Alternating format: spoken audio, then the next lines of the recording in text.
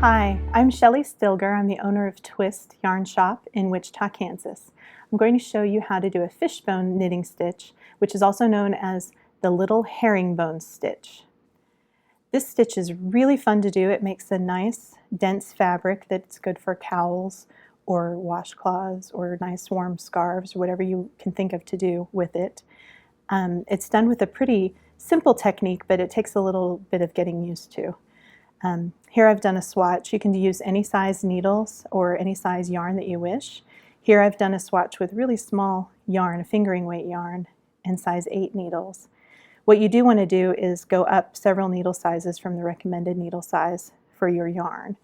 And that makes it, because the fabric is so dense, you need to use a big needle. So what I've got here are some size 11 needles and worsted weight yarn. And I'm going to show you how to knit this stitch flat. So what you're going to do, you can cast on any number of stitches you like. It works with any number of stitches. And for the right side row, you're going to knit 2 together through the back loop. So normally you would knit 2 together this direction, but when you go through the back loop, you're going to go to the back of your needles, like so. Pick up those 2 stitches. We're going to knit them together, but don't take them off your needle yet. You don't take them off together. What you're going to do is you're going to separate these 2 stitches and only pull the first stitch off your needle and leave the second one on there. And then you're going to knit together again with this stitch that you had remaining and the next stitch. So we're going to go through those through the back loop, wrap like you're going to knit, and then only pull off that first loop. And this takes using more fingers than what you normally use with knitting. However you can make it work.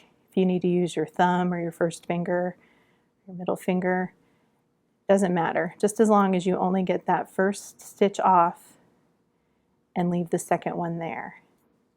So we go through the back loop, knit around, and just pull off that first one. I'm holding one with my thumb and encouraging the other one off with my first finger. It's important to leave your stitches a little bit loose. Don't pull tight, don't give any extra tugs, but when you pull out, let these stitches pull out and be loose as well. See how we're getting that nice diagonal stitch there? So we're going to knit, pull off, and we're just going to continue to the end of this row.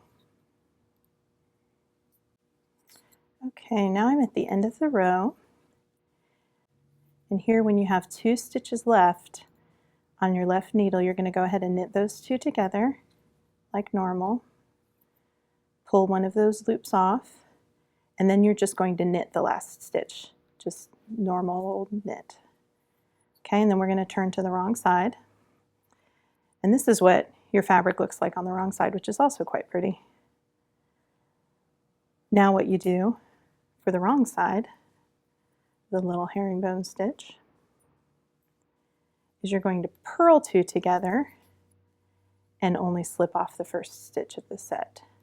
So a lot of the same basic technique, but we're purling them together, and then we're just pulling off that first stitch. All right, here we are at the end of the row, and just like we did on the right side, we have 2 stitches left, and we purl those 2 together, pull the first loop off, and then you're going to purl the last stitch, and those are the only 2 rows that you need to do this herringbone stitch